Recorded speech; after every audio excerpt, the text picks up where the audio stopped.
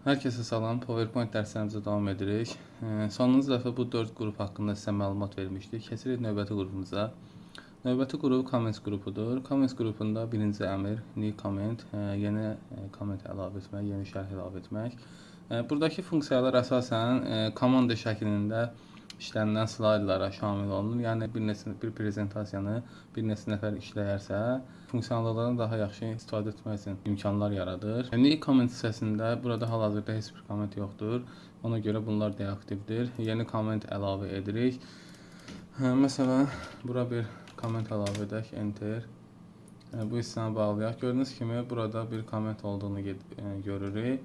Məsələn, digər şəxslərə hər hansı bir mesaj ötürə bilərik. Məsələn, comment hissəsini istədiyimiz yerə yerləşdirə bilərik və buradan həmçinin kommentə cavab da yaza bilərik və bunların hər biri bu hissədə görünmüş olur. Gördüyünüz kimi ikinci yazdığımız cavab da bu comment hissəsində birlikdə burada göstərilir. Kommentləri buradan növbəti comment varsa ona keçə bilərik, əvvəlkinə keçə bilərik, həmçinin silə bilərik. Həmçinin kommentləri silmək üçün buradakı hissədən də istifadə edə bilərik. Növbəti hissə compare hissəsidir. Compare hissəsi adından da məlum olduğu kimi belə deyək, müqayisə etmək üçün istifadə olunur. İki müxtəlif PowerPoint faylları ola bilər və onların biz müqayisəsini apara bilərik.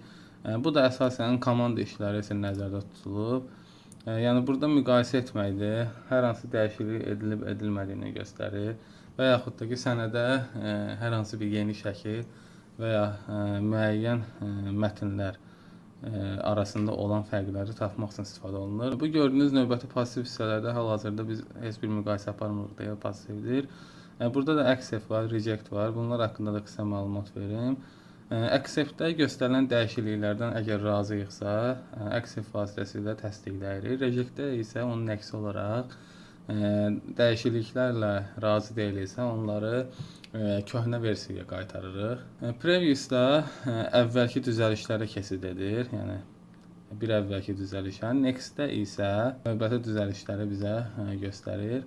Burada daha bir hissə var, Reviewing Pane. Reviewing Pane hissəsi yoxlama paneli deməkdir. Yəni kənardan bir panel açılır və oradan bütün dəyişikliklər siyahı formasında göstərilir.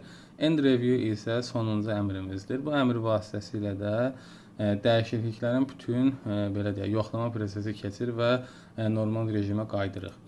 Sonuncu qrupumuz isə ink qrupudur. Bu qrup isə şəkildən də bizə müəyyən burada məlumatlar verilib. Slaydlar üzərində hər hansı bir belə deyək, qələmlə yazılmış izlər olarsa, o izləri gizlədirik. Məsələn, müəyyən qeydlər apara, hansı ki daha əvvəlki dərslərimizdə etmişdik. Məsələn, bu hissədə, bu hissədə. Məsələn, hide ink dedikdə bu qələmlə apardığımız qeydi buradan silirik. Üzərinə bir daha klik etdikdə geri qayıdır. Digər əmrlər isə delete all ink, all slide. Yəni slide daxilində, yəni bu bir slide sayılır.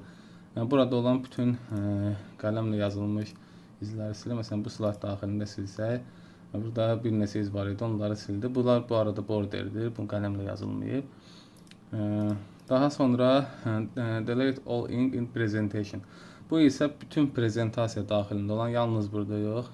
Daha əvvəlki məsələn bu səhifədə var.